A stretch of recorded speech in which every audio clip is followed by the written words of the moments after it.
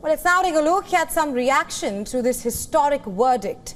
US President Joe Biden's campaign declared no one is above the law just minutes after former President Donald Trump was convicted in the New York courtroom. And I'm quoting here, "In New York today, we saw that no one is above the law.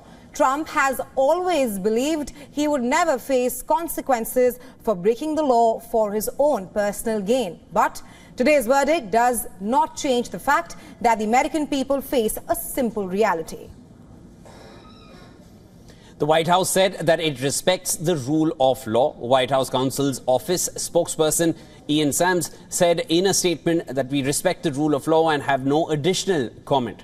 On the other hand, Republican House of Representatives Speaker Mike Johnson said, and I'm going to quote him next, "Today is a shameful day in American history. Democrats cheered as they convicted the leader of the opposing party on ridiculous charges predicated on the testimony of a disbarred convicted felon. This was a purely political exercise, not a legal one." This is what Mike Johnson had to say on the matter. Now, former Trump National Security Advisor John Bolton, who is now a Trump critic, said, and I'm quoting him next, "Today's verdict is a fire bell in the night. The Republican Party now has one last chance to change course and not nominate a convicted felon for president."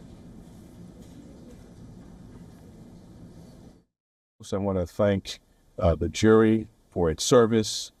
The 12 everyday jurors vowed to make a decision based on the evidence and the law, and the evidence and the law alone. Their deliberations led them to a unanimous conclusion beyond a reasonable doubt that the defendant, Donald J. Trump, is guilty of 34 counts of falsifying business records in the first degree to conceal a scheme to corrupt the 2016 election. I feel very sad for America. I feel very sad for America because this is the man who is fighting for America. You know, this is the man who is fighting for America. He tried to save America. Trump has been committing crimes his whole life, and it wasn't until recently that it finally caught up with him. He's been found liable in 2 civil cases, but this is the first time he's been found guilty on a criminal case. So it's very exciting, finally. We've been waiting for so long. Well, many stars from Hollywood were quick to react on the matter. Oscar-winning actor Robert De Niro did not hold back when he was asked about Trump's guilty verdict. In an interview with the media, the Godfather actor said, and I'm quoting here, "I think justice was served. This is just one part of the whole picture, so I want to be very careful. This never should have gotten to this stage." He continued that, "I don't want to be talking, but I am so upset by it. I have to say something. This is my country. This guy wants to destroy it, period. He's crazy," unquote. Of course, there were many more reactions which came in. Linda Carter, the star of Wonder Woman, wrote, and I'm quoting her, "34 is not my favorite number."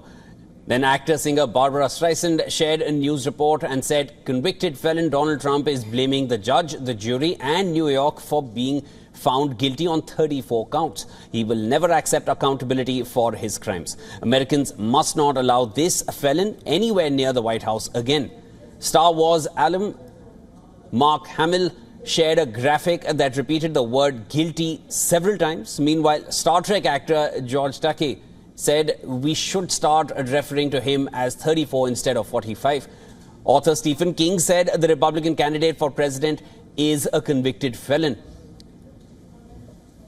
More Hollywood stars are expected to voice their opinion in a short while from now as well.